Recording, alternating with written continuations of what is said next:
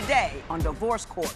Lawn-Nette needs to focus on the future and stop worrying about the past. When Cedric drinks, he accused me of cheating on him, even though he has no reason to worry. Yes, I've cheated on her. I feel like he wants me to beg him to stay with him, but I'm not gonna do that. I want the judge to let her know this is a partnership and we're supposed to be in this together. I want the judge to help him understand that he has a drinking problem and it's affecting everything in his life. Divorce Court is now in session. Good day, ladies and gentlemen. I'm here today with Lawn-Nette Bruner and Cedric Reddick. Yes, ma'am. And the two of you have been together for some time and you're trying to determine whether or not you should marry. You've been together for a total of 6 years and you have 3 children together, 4 children total, correct? Yes. Okay. Ms. Bruner, I'm going to start with you. Why do you love this man but are concerned as to whether or not you two should marry? I love him because he's supportive and caring. Well, I actually met Cedric 12 years ago. Mm-hmm. We were teens, and I was a teen mother. Mm-hmm. He stepped in as a great father figure to my daughter. Was it his baby? No, it wasn't. Okay. How old were you? I was 18. 18, okay. And my daughter was 8 months, and Cedric was 17. Mm-hmm. And he stepped in and played a big role in her life. Right. Cedric went to jail, and I waited on him 6 years. He asked me not to have any children, and I did that. And once he came home, he became a different person, and that's why we're here today. Tell me how he's different. Well, Cedric drinking plays a big role in our problems. It's the root to all of our problems. Was he a drinker before he went in? No. Okay. When you say he's a drinker, give me a quantity. Give me an idea just how much he's putting away. I'm gonna say probably like $30 a bottle for a whole, like, Friday, Saturday, and Sunday. Like a bottle, like a fifth of liquor? Fifth of liquor, yes. A fifth of liquor in 3 days? Yeah, okay. by itself. Now, Mr. Reddick, why don't you tell me, are you drinking that much? I drink because I go to work and I have a drink when I get off on the weekends. I don't just drink just to drink. Yeah. You know, a whole lot of folk work. Right. So drinking is not necessarily a function of work. Why do you feel you need to drink after work? Well, it's not basically after work, but like I started drinking because I was shot 5 times. And it keeps me from being paranoid and anxious. Now, let me ask you this, and I understand that. You're self-medicating with booze, which is never a good way to go, and we can talk about that a little later on. But I see what you're doing. You're self-medicating with booze. But what I want to know is, are you drinking so much that when you do get home, you are not a person who is enabled to interact with the family in a meaningful fashion, and meaningful, positive fashion? No, ma'am, it's not that. It's more of social. Like I said, I was shot 5 times, so. It's not social. If you're doing it to deal with your anxiety, yes, then it's not social. Social is we're going out on a date, we have some wine. So let's get that clear. Yeah, yes, ma'am. Yeah. And I'm not mad. I'm just trying to figure out what's happening at your house. The woman that you love and presumably want to marry, yes, says you have an alcohol problem, and I'm trying to get a sense from you is how much you drink and how you behave once you do. I used to get into it a lot with her due to me drinking. Still does. But that comes from her always nagging at me and stuff. She always got a reason to defend herself, so I go home to chill. We don't even kick it like that no more. But we can't kick it. Let me ask you, are the kids home when you're drinking? Yes, ma'am, but it ain't in their face. Now, are you a happy drunk? Are you a funny drunk? Yeah, are you a mean drunk? I play, I get silly. Tell me, what kind of drunk is he? When he drinks, he becomes belligerent with me. He's very mean. He tell me he don't love me. And then when he wakes up, it's like he had to ask me, did he mess up? Do you not remember everything that happens when you drink? Sometimes we be out with the family. So, Mr. Reddick, let me just say this to you. Yes, ma'am. You got a house full of kids. You're drinking to the point where you don't know what you're doing. You cannot speak to whether or not you're hurting those children by your actions because you don't remember what your actions are. Therefore, you are doing damage both to your children and to her. I understand that you work. I understand that you got shot. But there are ways to deal with stress that do not involve becoming so inebriated that you are belligerent and abusive to your family. Just putting it out there. My understanding it is also causing money problems. Why don't you tell me about that, Ms. Bruner? His drinking. Usually, like, if Cedric starts drinking, he go to the casino. When he drunk, he ain't really functioning, so he coming back home empty-handed. I'm giving you the money to go enjoy yourself. Okay, well, Mr. Reddick, is any of that true, or did she get it wrong? Look, like I was saying, I go and enjoy myself, but anytime I get a check, I make sure I give her the money to take care of what she needs to take care of. I'm not about to break myself and all the way can't do what I want to do. I'm giving her the money to take care of it. No, hang on. He says he's giving you what he needs, and he's taking the discretionary income that is, after all the bills are paid, he's taking a little left over to enjoy himself. I'm even donating plasma. I even go to the blood bank and donate plasma to give out extra money. So when I give her the money, she don't even take care of half of the bills. Yes, I do. That need to be taken care of. Yes, I do. Cedric, it was one time. Just 2 weeks ago, I just gave her like almost what, $380, and she ain't take care of not one gas bill. Yes, I did. You gonna sit there and say I didn't take care of them bills? Yes, I did. Yes, I did. Well, $380. How much? In what span of time was that? In 1 week, you give her $380 a week. You give her $380 a month. That's off one check. And how often do you get paid? Every week. You get paid every week. So every week you give her about $380. I give her at least half of whatever the check is. So half of the $380 every week. It ain't necessarily $380. And you got 4 kids? I'm saying, yeah. I mean, you don't have any discretionary extra income. I'm telling you right now. I don't need to see your books. You don't have any. You absolutely do not have any. If you truly love me, you wouldn't have been using going to jail as an excuse it wasn't to cheat, Cedric. It was built up lust. It wasn't nothing that... Hey, she would never let it go. Hang on. I'm going to tell you what it says. Young men, in that condition, they roam. They like to roam. That's what they do.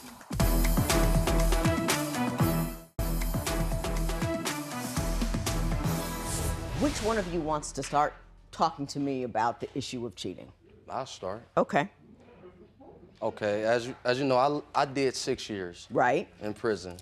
She was the last woman I had when I left, and the first woman I had coming home. Mm-hmm. It was just lust.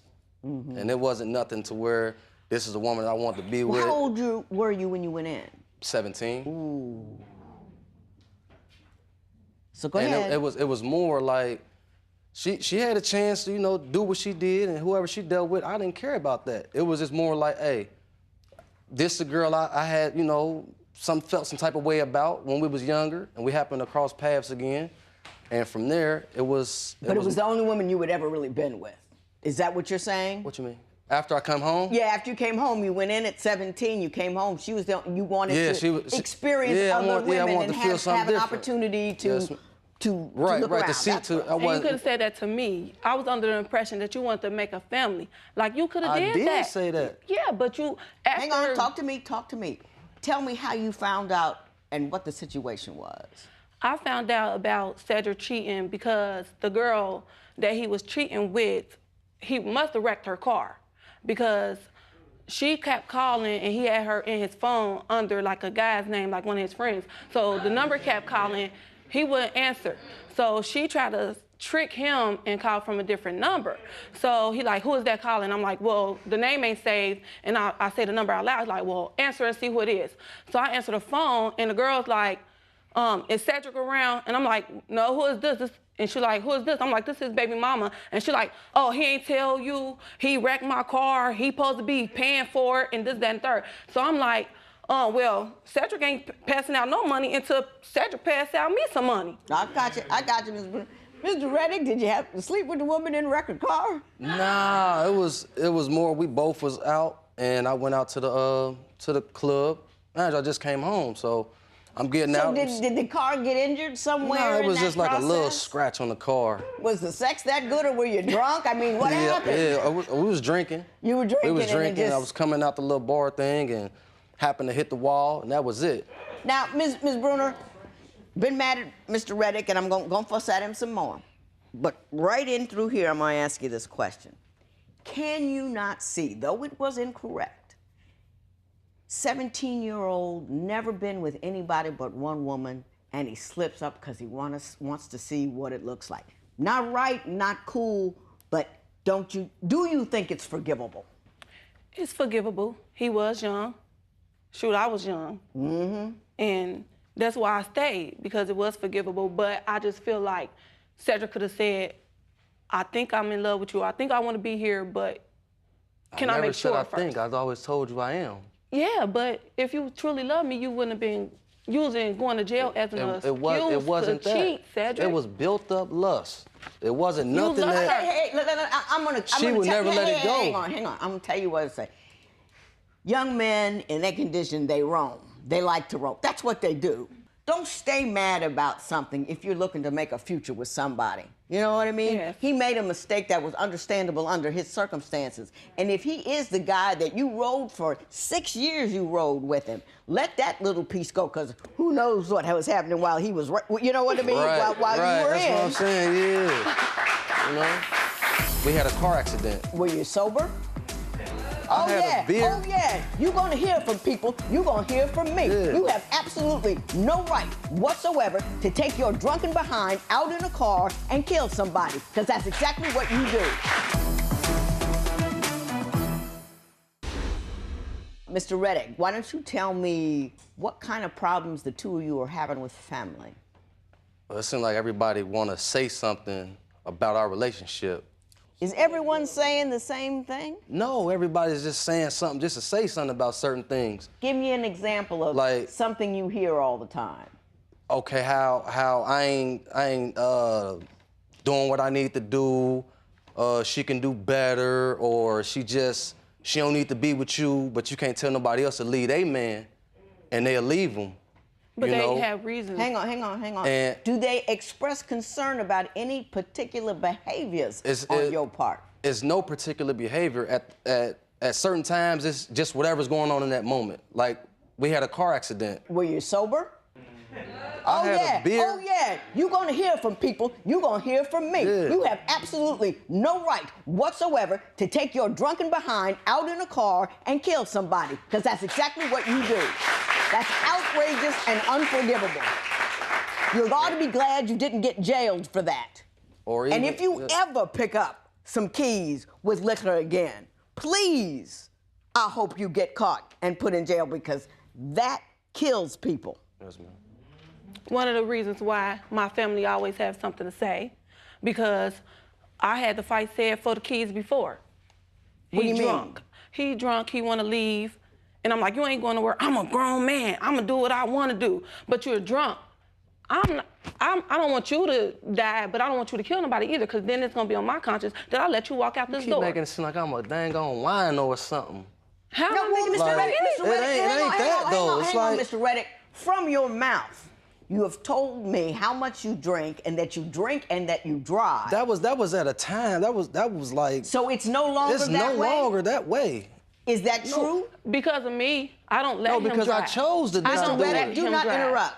When I see that Ced don't reach his limits and stuff, I don't let him drive. Let me ask you No, this, I'm trying to Mr. drive, Reddick. too. Mr. Reddick, let Yes, me ma'am. ask something. If she were never to say anything to you when you went home and you were drinking, would you drive, or do you not? Sorry. Do you not drive because she's there and you know she won't let you? No, I just don't do it because. You just don't do it anymore. I don't do it no more. grown Because out of of the accident. When we had the accident, I don't do it no more. Ms. Bruner, let me ask you this. What things are his family members saying about you that causes you concern? His family members don't really say anything. So it's always your family members about him? Yes, it's my family, because they worried Did they about me. ask you to leave him? I have some, Do you see any truth in the things that they say to you? yes. Okay. Mr. Reddick, you say one thing that really bothers you is that she doesn't show you any affection. Tell me about that. Like, when I first came home, or even when we was younger, it was more playful, it was a sense of humor. Now everything is just all on edge. Like, I ask a question, or I'll be trying to kick it with her, and it's like, she don't, like I said, like, just give me a hug or a kiss. I gotta ask you. I gotta like ask you like, hey, can we get it on? Like you don't show no affection. Like she don't even try to come on to me. Always making me be the initiator. I got you, Miss Bruner. Are you less than loving? I have slowed down on loving on Cedric. That's true. But the reason why I don't love Cedric how I used to love on him is because... Oh, I know exactly why. I know. Don't you have to tell me. I've been here. I know it. I know exactly what's going on. Now I'm going to tell you exactly what's going on.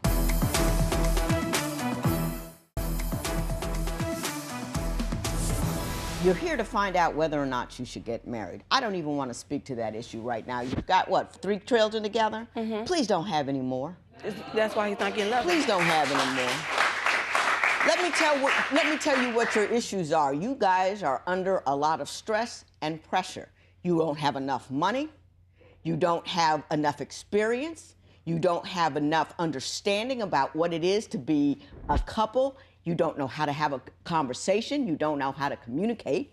You are so stressed that you're probably angry, got attitude all of the time, and therefore exacerbating or making the situation worse because your frustration comes out as a flurry of words in his direction, and in response to the flurry of words in his direction, he picks up a bottle. You are an alcoholic. I don't care what you say, what you do. I know what an alcoholic is, and you are one, and I used to live with one. Let me tell you what it's like living with an alcoholic. It's disconcerting. It's frightening. You're on edge all the time because they don't know just how drunk you are or just what you're going to do. When you have those blackout moments, something untoward is happening, but you don't remember what they are. You are not in control of your conduct, your emotions, or your responses. So you've got an angry wife, you got little kids, and you got no money, and you're drunk. Time for you to man up, Mr. Reddick. It's not time for you to take the bottle and walk out the door and have a good time. You need to make more money because you guys are halfway broke. You can't spend the money that you have on alcohol because you guys are halfway broke. And if you come home with more money and less liquor, she's going to come back with less loud and less attitude. That's what's got to happen here. No. That's what's got to happen here. Your Honor, can I say something? Yeah, you can. Quickly. The whole ordeal about saying that I'm just a slum drunk, that's not the case. I didn't say you were a slum drunk. I said you were an alcoholic. Don't feel like I'm being called out as a bum and something. There's some very high-functioning alcoholics out there. I loved one greatly. I loved one with all my heart. Used to cry for a year every time I went out because I was remembering that particular alcoholic. But it disturbs you, and it disturbs your kids. It destabilizes, and you need to stop. This matter is adjourned.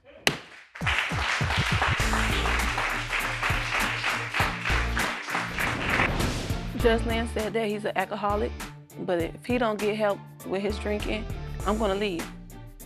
I'm not happy, and it's the root of all our problems.